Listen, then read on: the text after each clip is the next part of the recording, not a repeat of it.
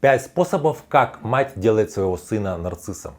Мы раньше с вами уже разбирали тему, как отец-нарцисс влияет на ребенка, она есть в соответствующем видео. Сегодня мы поговорим о том, как мать может влиять на своего ребенка, на своего сына так, чтобы у него с большей вероятностью развились более выраженные нарциссические черты. Дело в том, что мать это такая ключевая, очень важная фигура в развитии любого ребенка. Надо понимать, что отношения с матерью отличаются от отношений со всеми другими людьми тем, что отношения с матерью не имеют начала. То есть любые отношения у нас в жизни имеют начало и конец, кроме отношений с матерью, которые не имеют начала. Мы себя как-то начинаем внутриутробно ощущать уже вторично после того, как мы ощущаем, что есть какая-то среда. Понятно, все это такие вещи умозрительные, но в принципе вот отношения с матерью, они имеют определенную исключительность. И сегодня мы разберем те виды поведения матери, которые могут на ребенка повлиять так, что у него разовьются защитные механизмы по такому вот нарциссическому типу. Меня зовут Евгений Масеев, я психиатр и психотерапевт. Сегодня мы с вами говорим о 5 способах, которыми мать может сделать своего сына нарциссом. Если вам эта тема интересна, ставьте лайк под видео, подпишитесь на мой канал, чтобы не потерять меня, и мы с вами начинаем. Первая вещь, которой мать может сделать своего сына нарциссом, это если в детстве сын вместо любви получает очень много такой вот идеализации. То есть, когда мать любит своего ребенка, она его принимает с его какими-то достоинствами, с его недостатками, принимает его ошибки, разделяет его, не знаю, там, когда ребенок что-то у него не получается, он плачет, мать рядом с ним в моменте там, его падения, какого-то его фиаско маленького, что-то у него не получилось там какой-то конструктор собрать, он плачет, мама рядом, она его, находится рядом с ним, ребенок научается принимать свои какие-то негативные стороны, даже не то, что негативные, то, что у него что-то несовершенное, что-то у него не получилось, какую-то свою слабость, какой-то у него он получает право совершать ошибки с тем, чтобы в дальнейшем можно было их исправлять. Человек не может исправлять свои ошибки, если он отказывает себе в праве их совершать.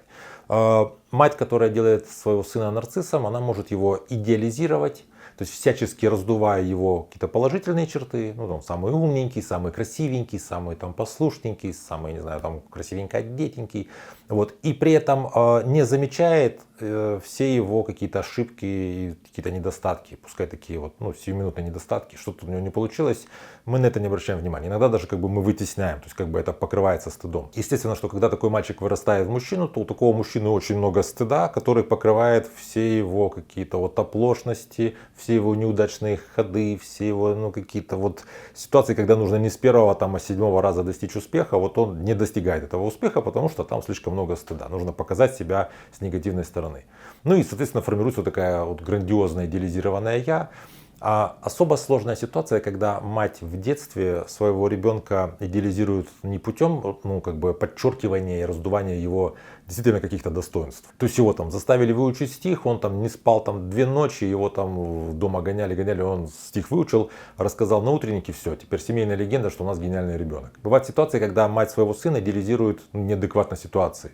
То есть, предположим, например, говорит, что мой сын лучше всех поет, а он петь не любит, этим не занимается, а когда поет, то поет вообще ужасно, и самому это не нравится, и получается ребенок получает сигнал, что то, что у меня получается криво, косо, плохо, это вроде то, что вызывает какое-то восхищение. Соответственно, позже у взрослого мужчины может быть, формироваться такой стиль поведения, когда человек, который постоянно всем портит настроение, который постоянно ведет себя так как-то постыдно, кринжово, как-то он, не знаю, какие-то у него шутки все про дерьмо, про какие-то члены, про какую-то такая чернуха. То есть он таким образом пытается привлечь к себе внимание, потому что ранее он чем-то, что у него не получалось, получал любовь. И сейчас он старается как-то провернуть этот фокус еще раз уже во взрослой жизни. Второй способ, которым мать может сделать сына нарциссом, это если она будет эмоционально холодна и отстраненна. Грубо говоря, это такой, образ гувернантки времен викторианской эпохи. Такая чопорная, строгая, ребенок, держи себя на дистанции. Это может быть связано с определенной психопатологической картиной у матери, там могут быть какие-то у нее нарциссические черты, шизоидные, может быть просто какое-то у нее переживание постоянно горя, скажем, если какие-то есть родственники больные, другие, бывает в принципе какая-то социальная неблагополучность, зависимости разные, неважно. По каким-то причинам мать такая отстраненная.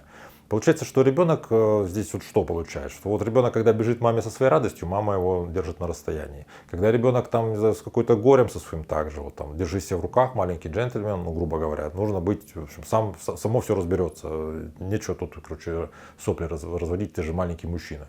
Если ребенок начинает шатать границы, как часто бывает, и провоцировать маму, когда вот ребенок начинает себя как-то как бы плохо вести, чтобы привлечь таким образом внимание.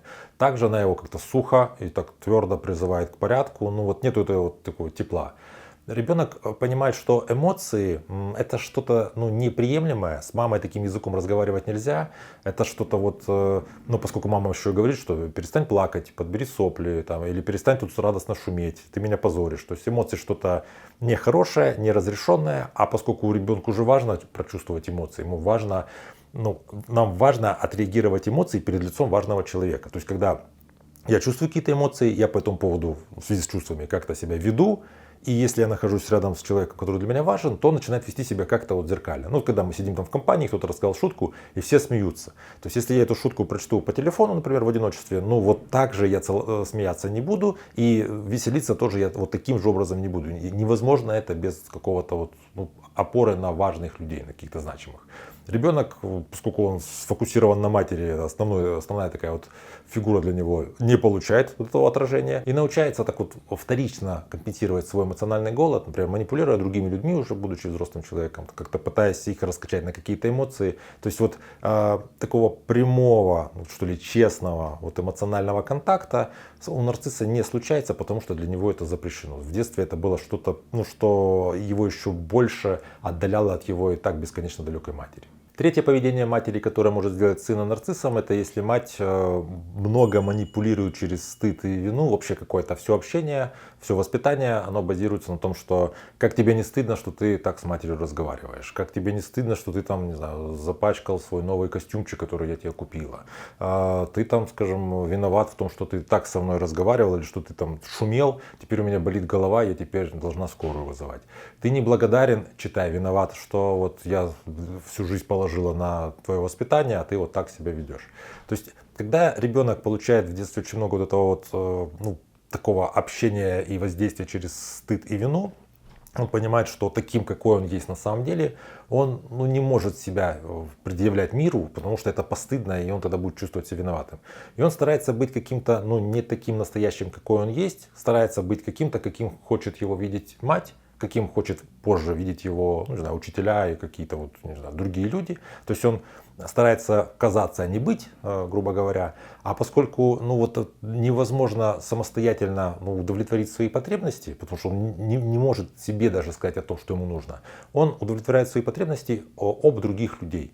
То есть как-то пытаясь рядом с другим человеком себя вести, чтобы сначала его расположить к себе, а потом как-то его пытаться контролировать, эмоционально раскачивать, есть вероятность, что другой человек просто на общих каких-то человеческих основаниях, как раньше должна была бы поступить моя мать, сможет удовлетворить мои какие-то потребности. То есть, грубо говоря, нарцисс удовлетворяет потребности за счет других людей еще и потому, что сам прямо, коротким путем он это сделать не может.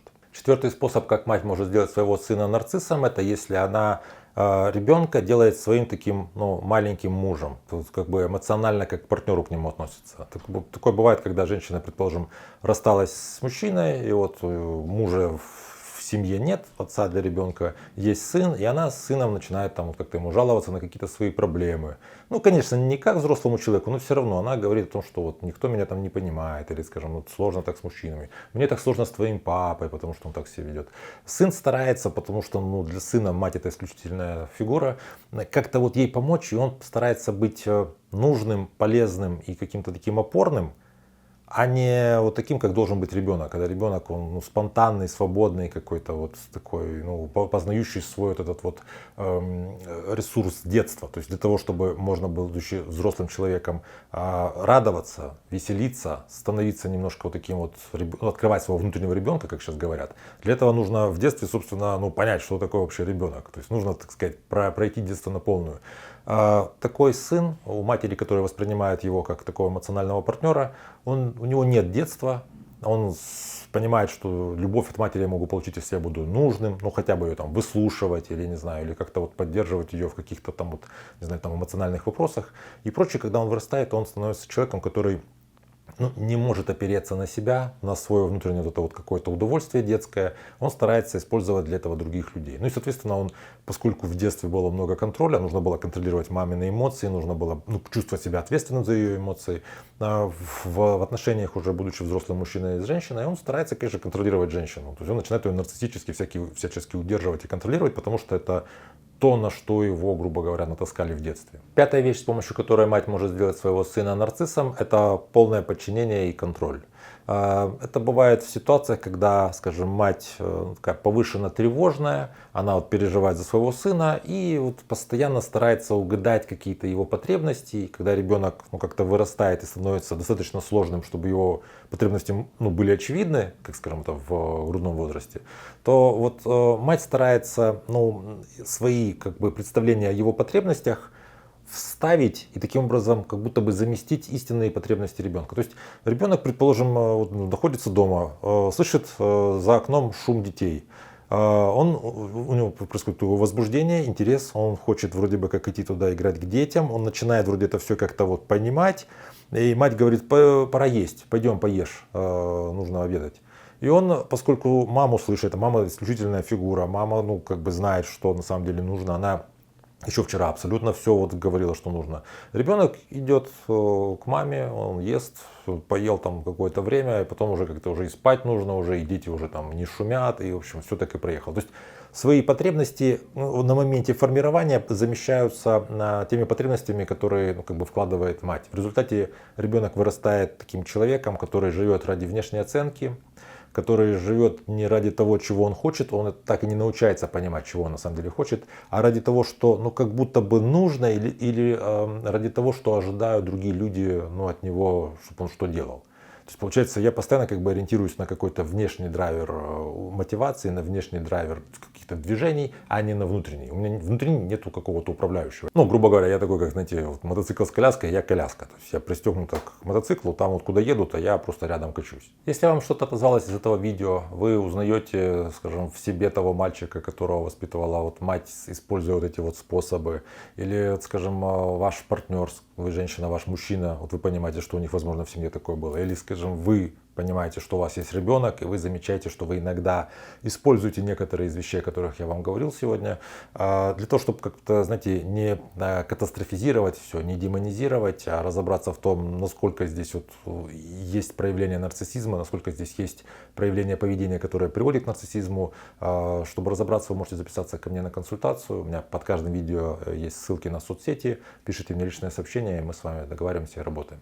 Потому что иногда бывает так, что посмотришь какую-то информацию, тебе кажется, точно я нарцисс, все кругом нарциссы, в общем, невозможно никак от этого отделаться. Это происходит потому, что мы к себе предвзяты и предвзяты к нашим близким. Мы не можем на них смотреть, знаете, холодным таким оценивающим взглядом, беспристрастным, потому что по определению мы находимся с людьми в отношениях, они для нас важны, и мы сами для себя важны. Потом бывает, что сложно с этим разобраться. Если вы когда-нибудь находились в ситуации, когда вы видели, как мать влияет на своего сына и развивает в нем нарциссизм, поделитесь, пожалуйста, своим опытом. Я вам всегда очень благодарен, когда вы пишете действительно то, что вы видели, то, чему вы были свидетелем.